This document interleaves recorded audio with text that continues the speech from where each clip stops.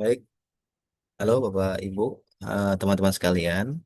Saya Budi Prayogo. Di kali ini saya ingin berbagi ya kepada Bapak Ibu sekalian terkait dengan salah satu hajatan ya umat Muslim eh, di setiap tahunnya, yaitu ibadah kurban. Mungkin 2 bulan terakhir ya kita baru saja selesai melaksanakan ibadah kurban di bulan Zulhijjah gitu ya, bersama dengan ibadah haji gitu ya. Hmm, di mana kurban ini adalah salah satu ibadah yang kemudian khususnya ya bagi orang-orang yang diberikan kecukupan rezeki ya, sehingga bisa setiap tahunnya melaksanakan ibadah ini, yang notabene ada 2 dimensi ya. Yang pertama dimensi spiritual, bagaimana umat Muslim gitu ya, untuk mendekatkan diri kepada Allah Subhanahu Wa Taala sebagai salah satu bukti ketakwaan.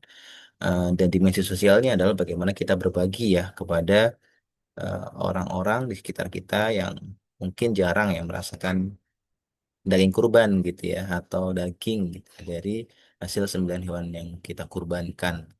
Nah, tentu kita ketahui juga bahwasanya sejauh ini banyak wilayah perkotaan yang cukup sering ya adanya penumpukan hewan kurban atau penumpukan daging kurban.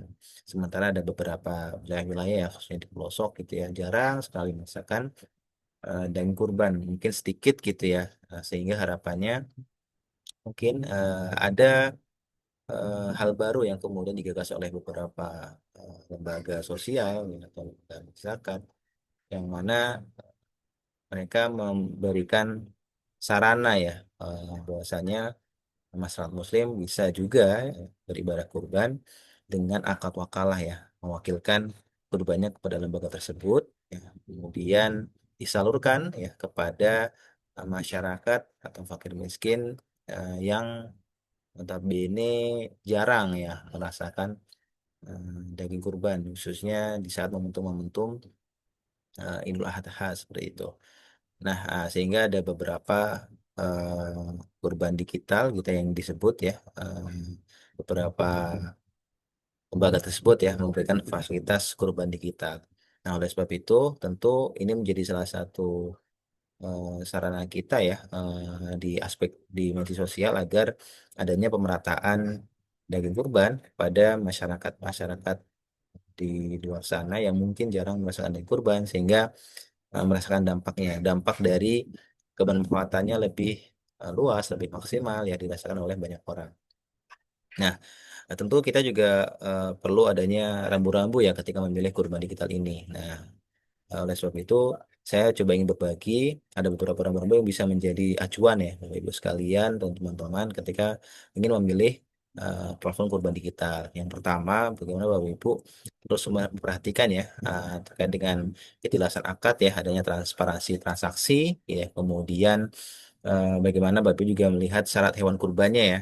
Eh, Apakah hewan tersebut sudah cukup usianya ya, kemudian apakah bebas dari cacat ya, buta, pincang dan seterusnya ya, melalui verifikasi dari hewan kurban yang ditawarkan gitu ya. Kemudian keabsahan saat proses penyembelihan, Bapak Ibu, tentu kita harus mengetahui ya syarat-syaratnya, kemudian bagaimana distribusi dagingnya itu sesuai dengan ketentuan syariah dan tepat sasaran kepada yang memang membutuhkan gitu ya.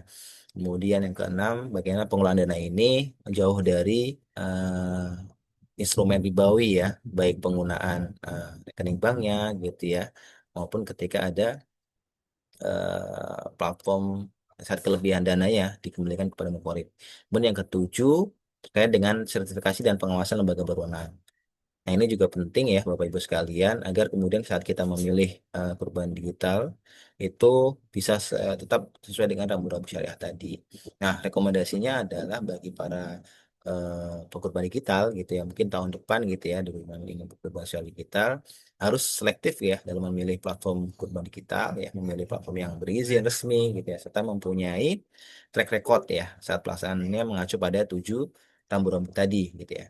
Kemudian rekomendasi untuk para penyelenggara kurban digital adalah terus up to date ya fitur-fitur digital, agar up to date dan juga user friendly. Ya, tentu juga harus menjamin ya pelaksanaan kurban ini sesuai dengan rambu-rambu syariah tadi.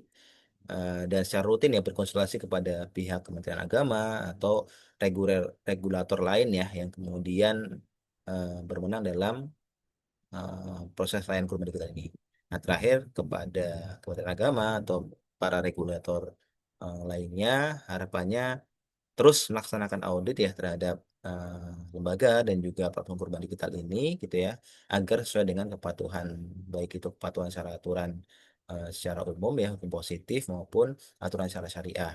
Dan yang terakhir bagaimana adanya ya forum komunikasi ya dan forum pembinaan secara rutin ya kepada lembaga-lembaga penyelenggara kurban digital ini agar senantiasa mengacu ya terhadap rambu-rambu syariah yang tadi coba ditetapkan.